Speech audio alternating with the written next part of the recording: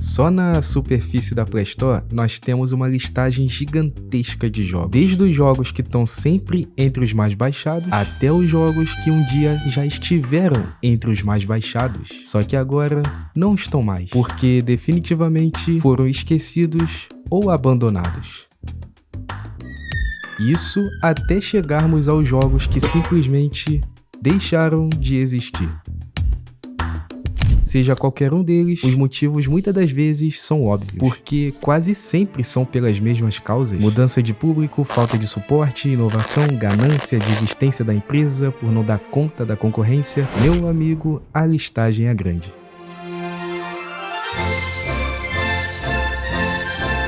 Filho da puta!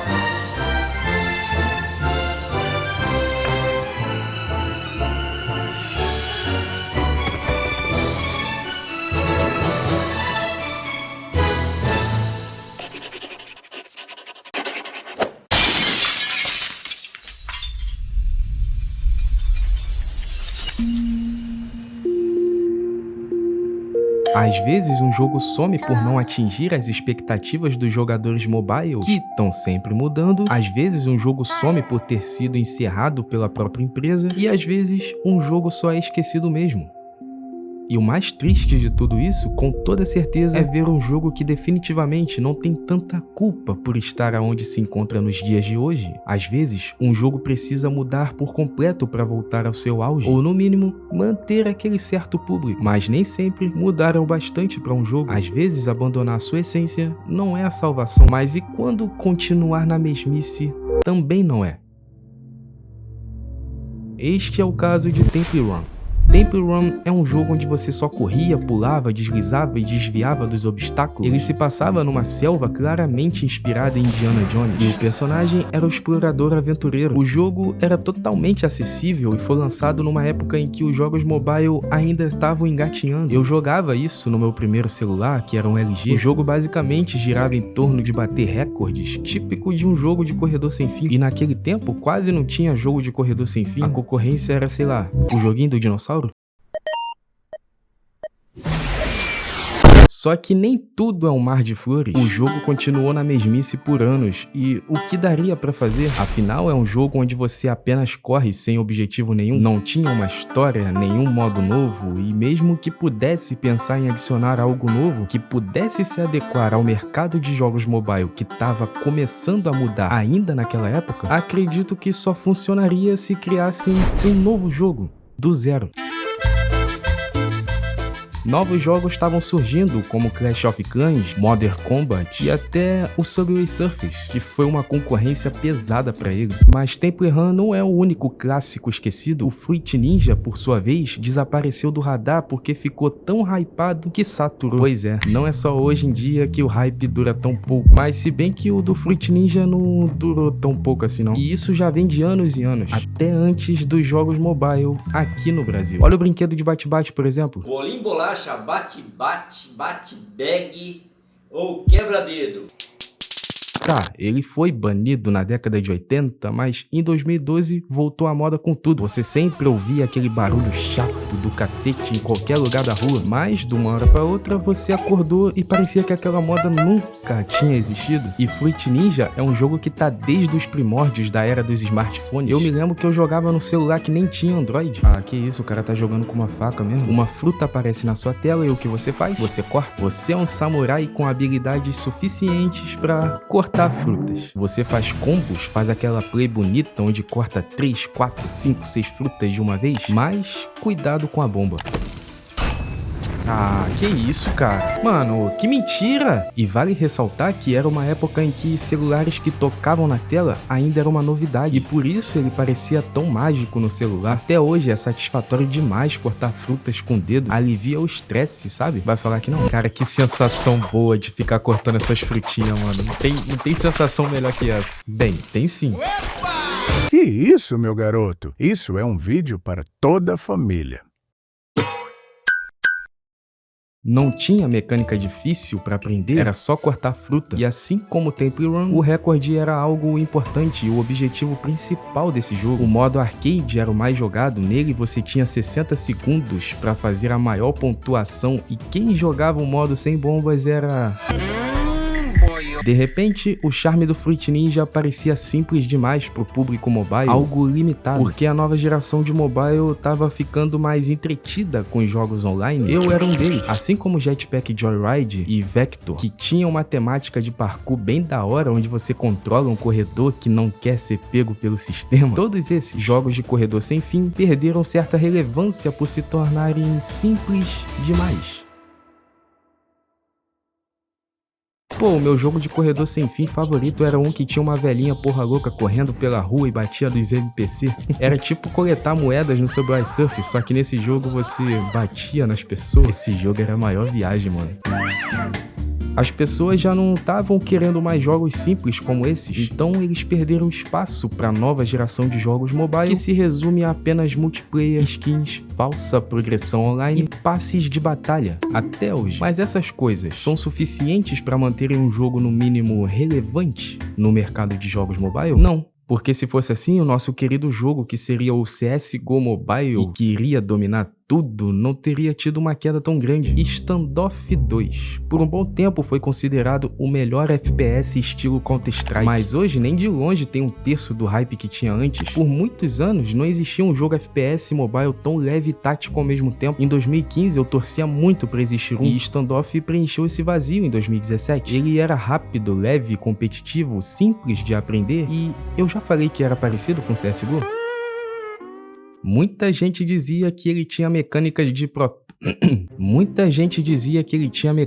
pro player com mira precisa, granadas que funcionam bem em modos 5v5, mapas que geralmente foram feitos para usar tática e um arsenal inteiro baseado no CS. E como todo jogo que cai por não trazer tanta novidade, ou no caso do Standoff 2, demorar muito para trazer alguma novidade, isso foi o suficiente para fazer a comunidade ir embora aos poucos. O jogo teve um período conturbado com hacks, a concorrência com COD Mobile e jogos Battle Royale foi crescendo e o estilo CS Mobile pareceu se tornar ultrapassado.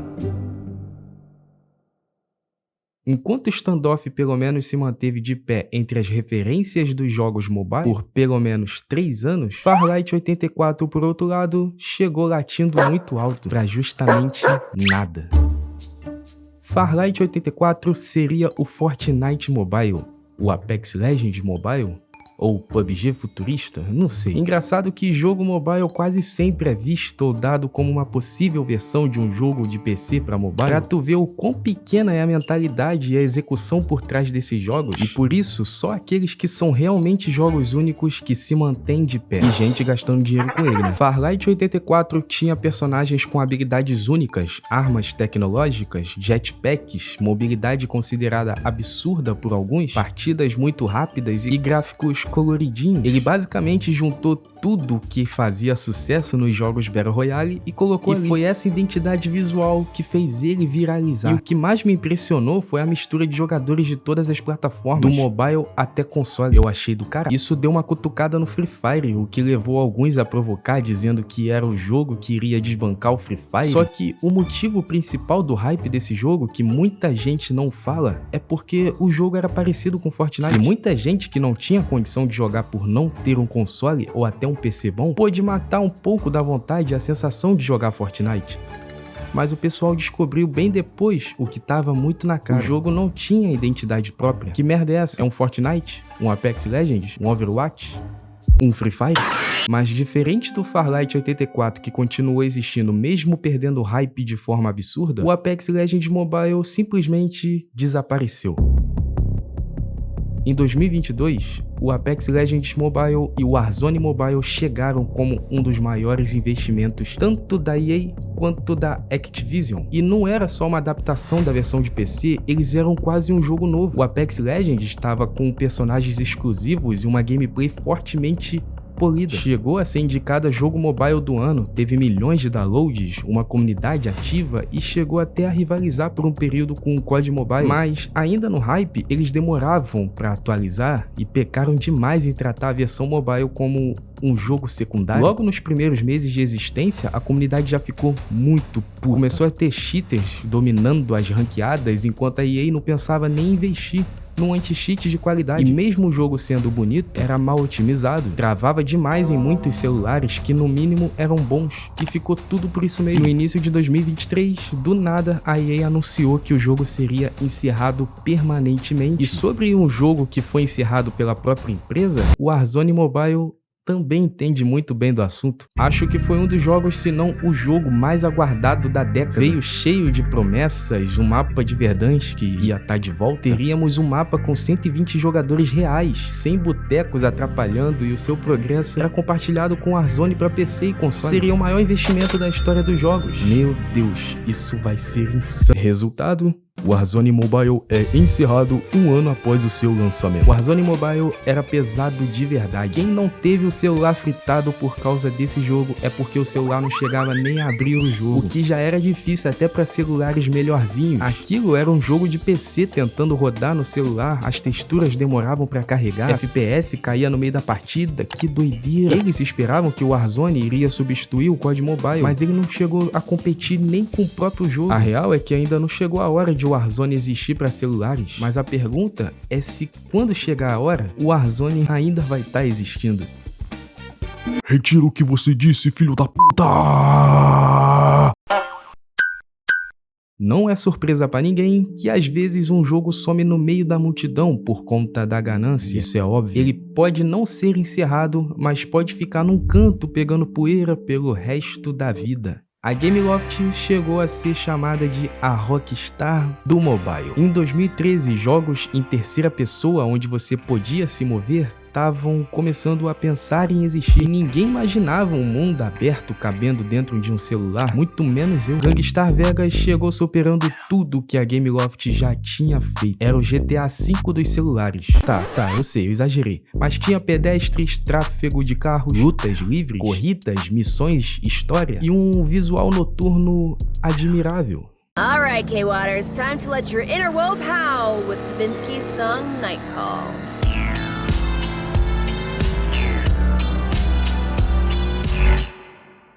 A variedade desse jogo era uma das grandes cartas na manga. E por mais que parecia ser impossível rodar no telefone, ele era bem acessível. Você controlava Jason Malone, um lutador de MMA que cai no submundo após ser traído pela máfia. Mas então, Gangstar Vegas se tornou outro tipo de jogo. As microtransações começaram a dominar o mercado mobile e com o tempo tudo virou loot box, armas caras e um pay to win desgraçado. Enquanto isso, a cidade não mudava, não expandia e nada realmente novo acontecia naquele mundo aberto. Os jogadores começaram a querer um Gangstar novo, algo maior e melhor, uma evolução. E a Gameloft não conseguiu entregar isso porque Gangstar Nova Orleans, o sucessor, foi um fracasso completo. E hoje, Gangstar Vegas é uma relíquia muito longe do seu auge.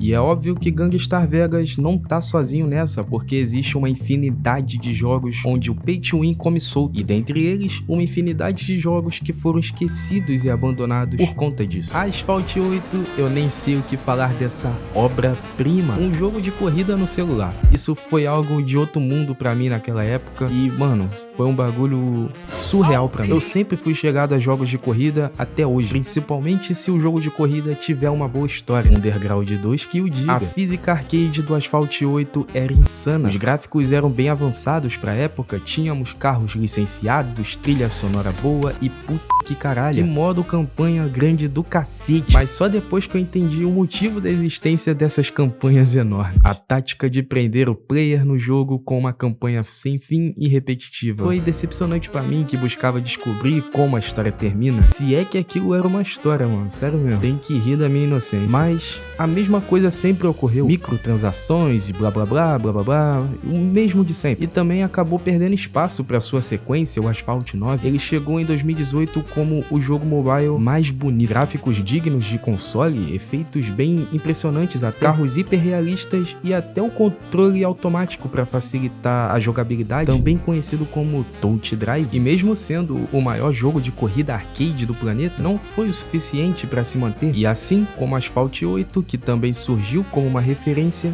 ambos perderam seus brilhos. Mas eu devo dizer que o jogo de corrida mobile que eu tenho mais carinho e apreço é o Dr. Driving. Eu conheci esse jogo com um amigo da escola que ficava jogando no meio da aula. Eu não quis ser o chatão mandando ele parar de jogar no meio da aula, é porque a professora tava olhando. Mas acabou que naquela mesma hora eu baixei e ficou nós dois jogando no meio da aula. Dr. Driving não foi um jogo muito conhecido como Asphalt, não teve o marketing da Gameloft, nem gráficos impressionantes. Mas mesmo assim, era brabo demais. Tinha missões que viciavam e não te deixavam se contentar com pouco. Dirigir sem bater era fácil, já cheguei a dirigir com uma mão até. Economizar combustível era educativo, fazer curvas perfeitas era brincadeira de criança. Mas estacionar, fazer baliza, é aí onde morava o perigo.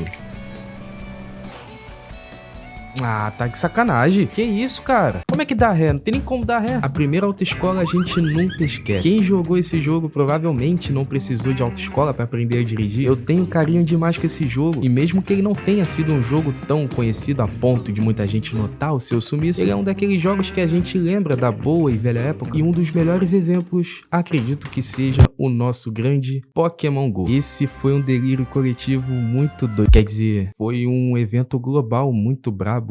Pô, foi muito da hora. Geral saía na rua pra caçar Pokémon e acho que foi uma das poucas coisas na internet que incentivou muito bem as pessoas a interagirem umas com as outras. Uma multidão de pessoas acabava se reunindo e se conhecendo em vários lugares. E é óbvio, tinha que ficar ligadão o tempo todo para as vítimas da sociedade não tomarem o seu celular pra comprarem a cervejinha deles. Pela primeira vez, algo surgiu como uma ponte do mundo digital pro mundo real. Era um jogo que te incentivava a deixar de ser um sedentário preguiçoso e sair na rua pra pegar um sol. E pra quem já era fã de Pokémon, curtiu demais se sentir um treinador. Foi uma parada muito bacana. Só que Pokémon é um dos casos em que o hype é muito maior do que o próprio jogo pode entregar. Tinham poucos Pokémons, a todo momento você capturava um Pokémon repetitivo, as batalhas eram limitadas, tínhamos poucas funcionalidades e só muito tempo depois que tivemos um sistema de PVP e até um sistema de troca. E como toda modinha é passageira, essa daqui não foi diferente. Resgatar um Pokémon, que é o objetivo do jogo, dependia muito de sair na rua. E na pandemia, por mais que o jogo já não era tão aclamado quanto em 2016, isso derrubou ele por completo. Afinal, sair na rua tinha virado um problema e isso matou uma parte grande do jogo. Hoje em dia, ele ainda tem uma comunidade dedicada e tá vivíssimo, mas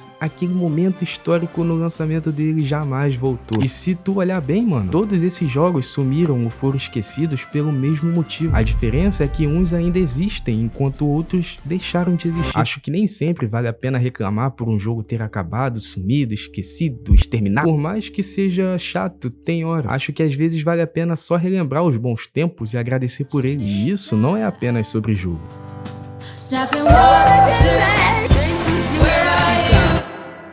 O meu nome é Kaiser e eu fico por aqui. Tamo junto e até a próxima.